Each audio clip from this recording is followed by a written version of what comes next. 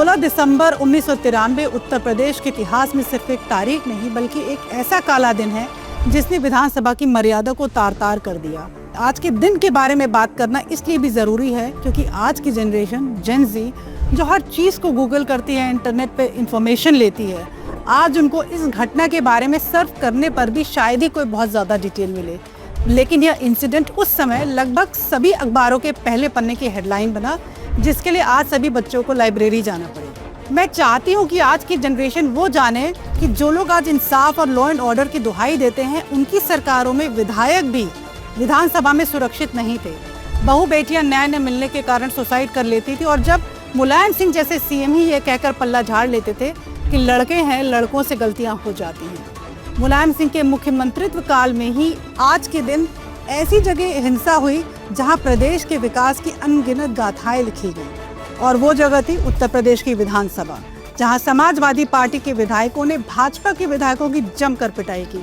Table पर लगे जिन mic से जनता की समस्याओं को विधायक सदन में उठाते थे, वही माइक सपा के विधायकों के लिए वो हथियार बने जिसने भाजपा के विधायकों को लहूलुहान कर दिया और इस घटना में 60 से भी अधिक विधायक घायल हुए थे। मेरे पिता राम कुमार शुक्ला के सर को फाड़ दिया था और राम प्रकाश त्रिपाठी जी और केसरीनाथ त्रिपाठी जी की नाक भी बुरी तरह टूट चुकी थी। मैं वो दिन आजीवन नहीं भूल सकती।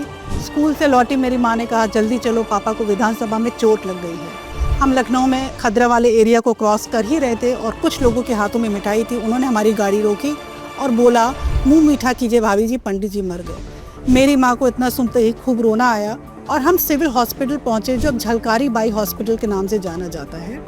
वहाँ निगाजन से एक एमएलए थे, राम कुमार वर्मा जी, जो पापा के अभिन्न मित्र थे। उन्होंने पापा को कंधे पर लादा, वो उनको लाद कर हॉस्पिटल लाए।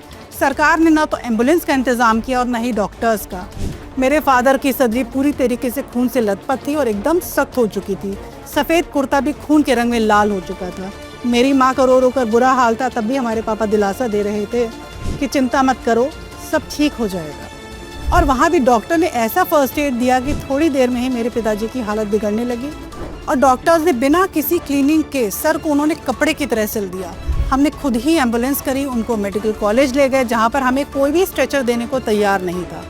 हमने किसी तरीके से स्ट्रेचर का इंतज़ाम किया और हम लोग उनको स्ट्रेचर पर लाद कर इधर उधर बदहवास भाग रहे थे और वहाँ मदद के लिए हमारा परिवार था और भाजपा के लिए जान छिड़कने वाले वो कार्यकर्ता थे जिनके लिए पापा हमेशा गार्डियन की तरह खड़े रहते थे।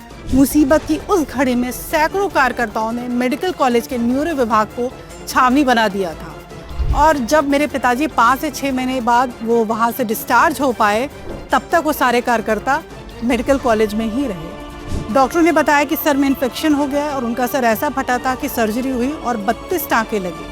वो दिन याद करके हमारे आज भी रोंगटे खड़े हो जाते हैं कि मुलायम सिंह के समय में विधानसभा हिंसा का वो एपिसेंटर बना जो कभी लोकतंत्र का मंदिर था, लेकिन उन लोगों ने उसे कुरुक्षेत्र बना दिया। वो समय हमारे लिए कितना मुश्किल था, वो शब्दों में बयान करना शायद आज उतना भी आसान नहीं। पापा की वो हेड इंजरी आज भी उनकी अर्ली मेमोरी लॉस का कारण है। इसीलिए कहती हूँ, सरकार चुने वही जो जनता की सरकार हो, गुंडे बदमाशों की नहीं।